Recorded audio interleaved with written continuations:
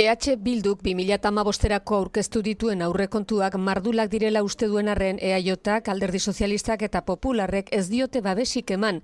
Garapen ekonomikora 85 milioi bideratuz beste zerbait espero zuen Martin Garitanok. Baina interes elektoralak direla medio ez Alderdi Popularra, ez Alderdi Sozialista eta ez da Euskal Alderdi Jeltzalea ere ez dute nahi izan hori negoziatu. Beraz, aurtengo aurrekontuak luzatu egingo ditugu, eta kudeaketa serio eta on bat egingo dugu.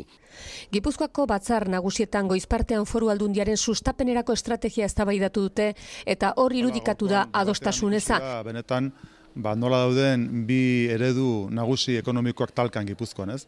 Gipuzkoako aurrekontuen osoko bilkura ordu bete eskas barru hasiko da. Emaitza jakina da, izan ere luzatu egin beharko dira aurreko urteko aurrekontuak. Hala eta guztiz ere Martin Garitanok batzarkiden aurrean bere proiektua defenditzea erabaki du. Hay un acuerdo entre ustedes dos, entre el Partido Nacionalista y el Partido Socialista, para que no haya Arabako hiriburuan ere aurrekontuak luzatu beharrean daude. Alderdi Popularrak ez baitu inoren babesik jaso.